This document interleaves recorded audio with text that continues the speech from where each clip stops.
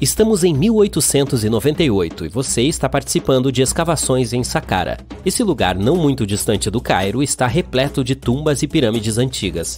Você está no clima de Indiana Jones e espera encontrar algo realmente fenomenal e ficar famoso. Ouro, manuscritos, mapas do tesouro, múmias de faraós famosos. Espere, um pássaro de madeira?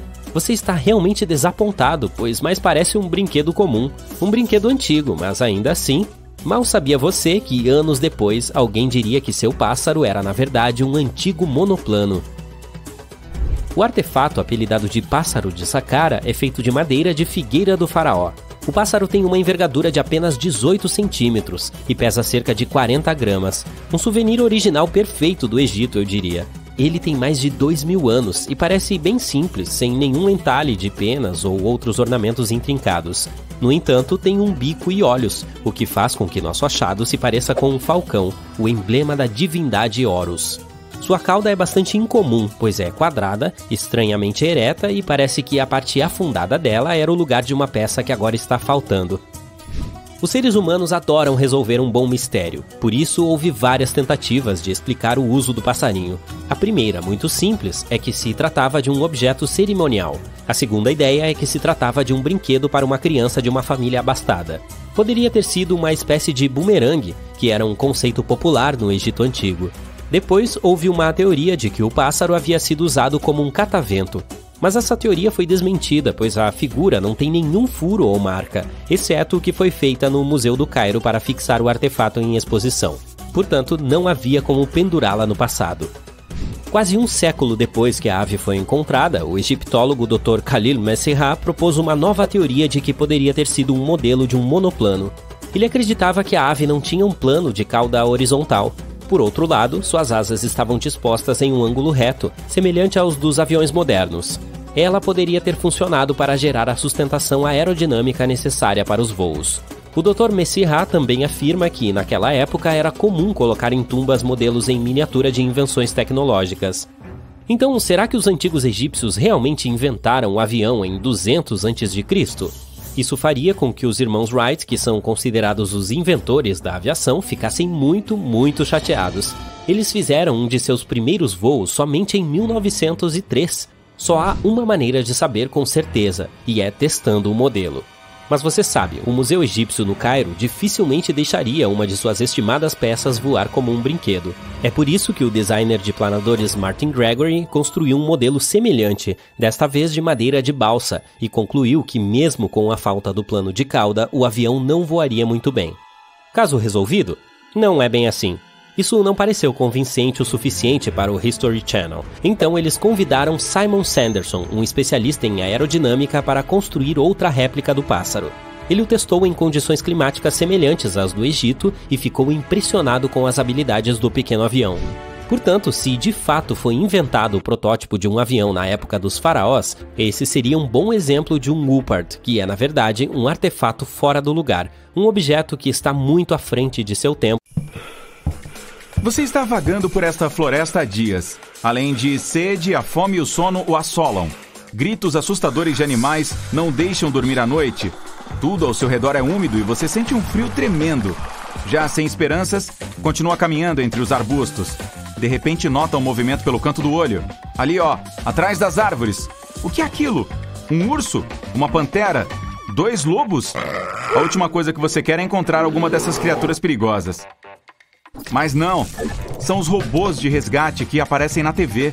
Dezenas de máquinas enchem a clareira. Parecem aranhas, só que do tamanho de cachorros.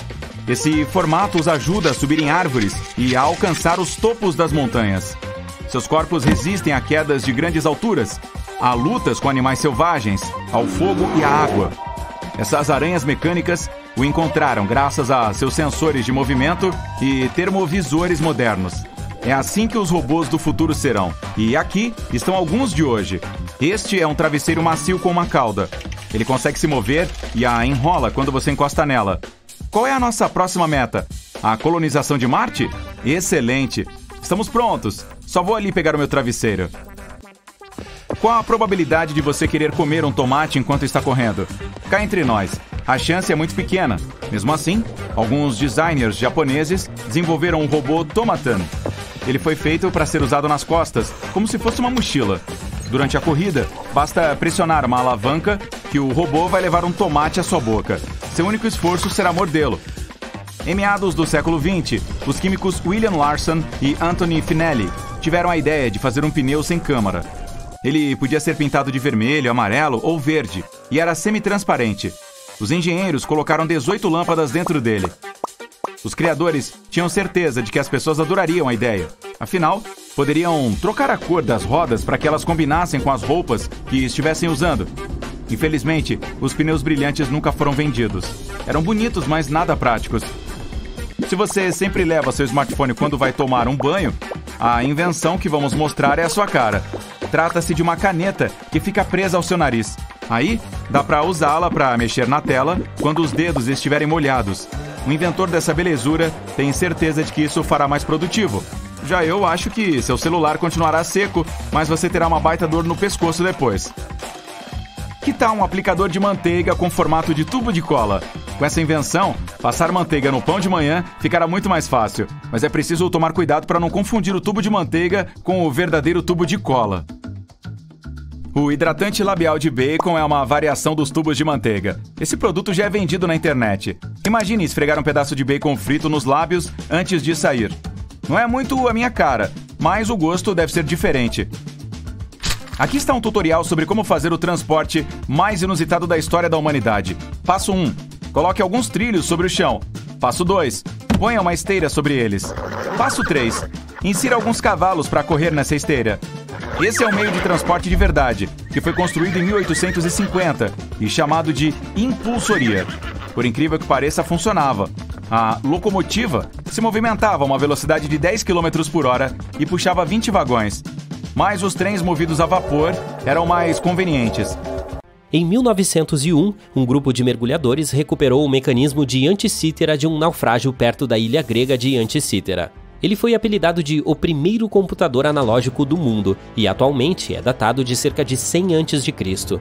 O mecanismo de bronze podia informar as posições do Sol, da Lua, dos planetas e das estrelas, bem como a fase lunar, as datas dos próximos eclipses solares e até mesmo a velocidade com que a Lua se move no céu. Ninguém sabe ao certo quem o usou e como ou onde ele foi feito, mas é óbvio que ele é extremamente preciso e muito avançado para a sua época. Pegue este disco de metal acanhado. Um usuário da internet alegou ter achado o item em um pacote regular de batatas fritas sabor sour cream. O disco tinha um número de série, peso e informações do tipo de metal gravadas em sua superfície.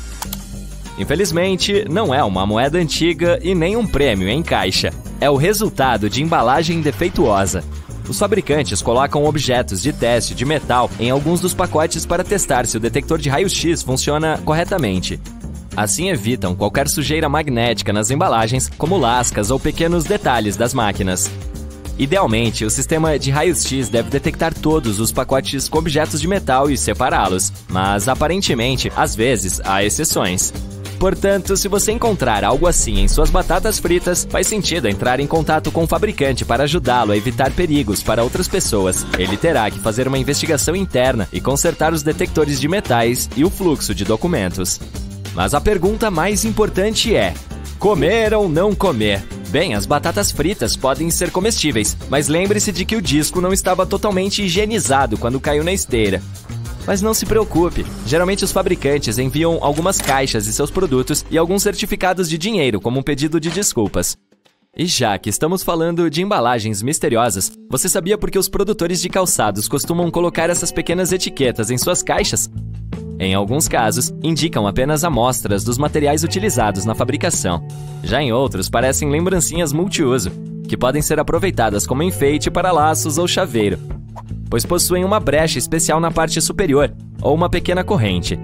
A propósito, as etiquetas de sapato de metal podem ser ótimos puxadores de zíper para casacos ou bolsas de inverno. De qualquer forma, esta é mais uma oportunidade para as marcas aparecerem.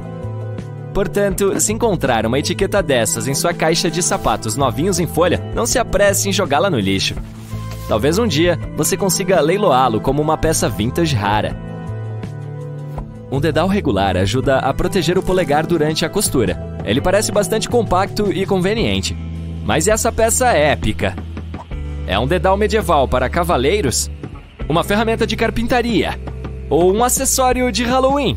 Na verdade, é um protetor de dedo antigo para descascar milho e realizar tarefas semelhantes. Possui pulseira de couro para fixação da luva no pulso e trama especial de elos metálicos, proporcionando flexibilidade.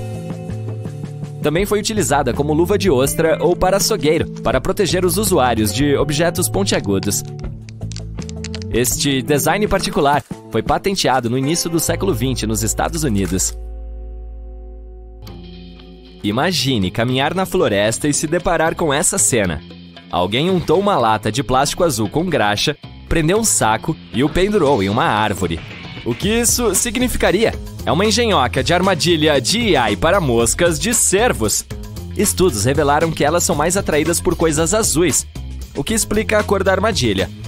Ao contrário das moscas comuns, as dos cervos infligem picadas dolorosas que podem causar reações alérgicas e espalhar doenças. Portanto, se você quiser evitar a atenção especial dessas criaturas irritantes, não use roupas azuis brilhantes durante a caminhada.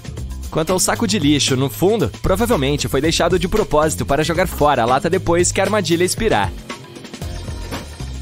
Senhoras e senhores, apertem os cintos. Um usuário da internet viu esse cinto incomum em um avião e o postou online para descobrir sua finalidade. Alguma ideia? É um sistema de apoio para as costas com uma cinta de joelho. Foi projetado para aliviar e prevenir a tensão causada por postura curvada e má postura. Os clientes podem usá-lo diariamente para sentar ou dirigir com mais conforto. Ao contrário das cadeiras ergonômicas, a engenhoca é bastante prática e portátil. Até os astronautas da NASA a utilizaram durante as missões espaciais para cuidar de seus corpos. Você já encontrou uma garrafa de bruxa cheia de coisas estranhas e misteriosas? Bem, se a resposta for sim, provavelmente sabe que é uma má ideia abrir um pote velho até ter 100% de certeza de que é seguro. Mas e quanto a essa descoberta confusa? Não parece que essa coisa branca e fofa é tóxica? Não se preocupe, desconhecido nem sempre significa perigoso. São apenas alguns casulos de bicho da seda. Algumas pessoas guardam essas coisas como uma lembrança de uma visita à fábrica desse bichinho. Outras as utilizam como produto sofisticado para remover cravos e obter uma pele radiante. Aqui está outro exemplo de uma descoberta semelhante a uma garrafa não identificada. É uma armadilha de gênio ou serve a um propósito mais comum? Desculpe desapontá-lo, mas é apenas uma lamparina a óleo. Antes de todas começarem a usar eletricidade, essa ferramenta pesada e sofisticada ajudava a criar luz. Algumas têm um design mais complicado do que outras, porque vem com um espelho ou refletor acoplado, ou detalhes especiais para reduzir o calor e a chama. Mas a tecnologia ainda é muito fácil. O óleo é colocado na barriga e o pavio vai para o bico. Quando o pavio é aceso, a chama queima na ponta do bico. Assim é possível carregar esta lamparina como uma pequena vela, e a pessoa terá luz para começar a realizar seus 3 desejos por conta própria. Prepare-se, porque o próximo pode ser realmente emocionante. Alguma ideia do que pode ser? Uma tartaruga pré-histórica? Uma joia de alta moda? Ou um convidado de outro planeta? Estes são os dentes da garganta de um peixe-tambor de água doce. Do lado de fora, o animal se parece com muitos outros, mas ele tem um conjunto único de dentes semelhantes a molares agrupados na parte de trás da boca, perto da garganta. As formações dentárias variam dependendo da espécie e da dieta. Isso explica porque as fotos assustadoras de garganta na internet têm aparência um pouco diferentes.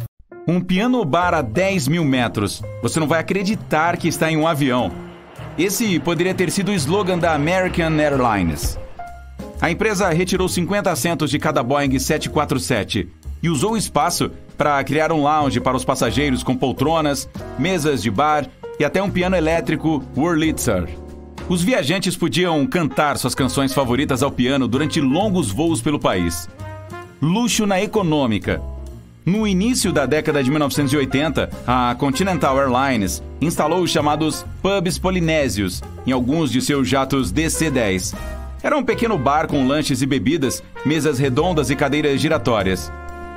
Havia também um console de videogame. A Continental adotou uma abordagem que vale a admiração. Esse tipo de luxo era para passageiros da classe econômica. Agora imagine o que a primeira classe recebia. Jantar requintado ao voar. A maior companhia aérea da Austrália, a Qantas, ostentava um luxuoso lounge para a primeira classe com a culinária do capitão. A empresa transformou o deck superior do 747 em um restaurante completo. Tinha de tudo: boa comida, boas bebidas e boa companhia. Flores para comprovar a teoria. A Pan Am anunciou o Clipper 707 como uma máquina sem vibração. A empresa colocou flores naturais em um vaso em cada mesa para mostrar aos passageiros que a água não iria derramar no colo deles durante o voo. A companhia teve flores naturais até o final dos anos 1970. Um pouco questionável se houvesse turbulência, mas ainda assim romântico. Camas grandes. Durante a década de 1940, todos tinham o privilégio de dormir confortavelmente durante um voo.